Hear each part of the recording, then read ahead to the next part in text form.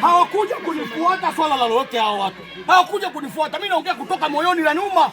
Niliwaambia fukieni ile shimo. Wakakataa. Sasa ndio limeshaua. Na niliwaambia kitu kimoja, ile shimo litakuja kuua. Haya limeshaua sasa. Haya limeshaua. Si limeshaua sasa. Si limeshaua sasa. Unataka kueleza nini sasa? Mama una watoto wewe, una wajukuu. Ukisikia mjukuu umedumbukia unajisikia. Inauma. Mtoto wangu amedumbukia, hakuna mtu alinifuata mimi. Hakuna mtu alinifuata. Hata ile paracetamol. Tibu Hamisi Ramadhani. Jana jioni ndio mwisho. Mtoto kaenda kuswali kama acha pale nyumbani. Ndio mara mwisho nilivyoona naye. Kwa usiku tumemtafuta hajapatikana.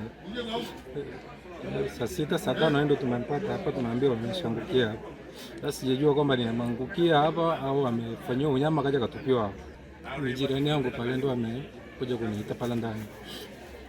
Jana jioni saa 11 nilipotoka naenda kazini nikawaacha nyumbani. Idrisa Tibu Hamisi Ramadhani miaka 6 darasani anasoma chekechea. Nilipata taarifa kwa ile saa 4 usiku jana kwamba mtoto kapotea. Basi nikawaelekeza kwa sababu watoto si wanacheza na watoto wengi, wakawafuatilia wale watoto. Wakakosa asubuhi kwenye saa 3 nikaenda. Kamkuta baba wa watoto. Kamkuta mtoto alipatikana, akaniambia bado. Kwa hiyo tukaanza kupiga simu wapi, maeneo tunajua watoto tembelea huko. Akasema wanaonekana relini, ila ndugu zangu ndio wameenda huko relini. Kajaribu kupiga simu kwa mama kule relini. Kuna mtoto anaitwa hivi, meno yake yako hivi. Kwa hiyo mkimuona mtoto yote anasema kuna mtoto amelala kwake, mtupe taarifa huko juu. Sasa kwenye hii saa 4 na fanya saa 5. Mmoja akapita, akakuta naanika samaki. Kana anahitaji samaki, nikamwambia si unaenda hivi. Akaniambia ngoja kwanza nikachukue nini vitu vidogo kibandani. Kama dakika 10 kaka. Yule mama akarudi. Ashana anashindwa kuhema. Nini? Kuna mtoto ametumbukia kwenye maji kuna kwa Sabato. Sijajua ni nani. Kaambia sikuta ni mtoto wa ustazi. Maana wao ndo wanatafuta mtoto tangu jana usiku. Na yule mama pia ana ripoti ya matukio ya mtoto. Akaniambia usiongee kwanza, wewe ni kiongozi, kimbilia kwanza kaangalie. Kuja nikakuta watu wameshajamu, watoto wa madrasa waliotoka madrasa wako hapo. Watoto wakawa nasema sisi kwa tunakimbizana.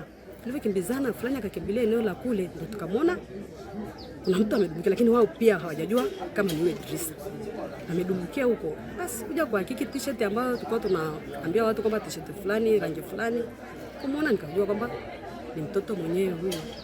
Taarifa hizi za mtoto kupotea, kwanza nilikuja taarifa ya mtoto kupotea. Kawaida yangu huwa ninaletewa taarifa mapema kwa sababu msikitini tuna maiki, speaker, huwa natangaza mara nyingi kupotea watoto ili watu waweze kuwaleta msikitini. Sasa na huyu pia taarifa zilikuja saa 2 baada ya sala Isha, nikaletewa taarifa kwamba mtoto wangu amepotea, naomba tutangazie. Kwa baada ya kumtangaza, bahati mbaya hakupatikana siku huo. Asubuhi babake kaniambia bado hajapatikana, nikatangaza tena.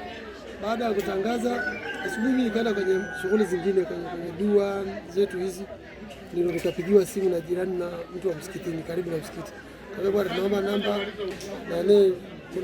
naomba namba ya mwenyekiti, kuna mtoto ametumbukia kwenye maji hapa. Basi baada ya kupewa taarifa hizo nikapigia mwenyekiti simu muda wa saa 5. Mwenyekiti naye akafanya ziara ya kuja kuangalia huko, na mimi nikaacha shughuli za dua huko nikaja. Baada ya kufika hapa basi ndio harakati zikaanza kutoa taarifa kila kona.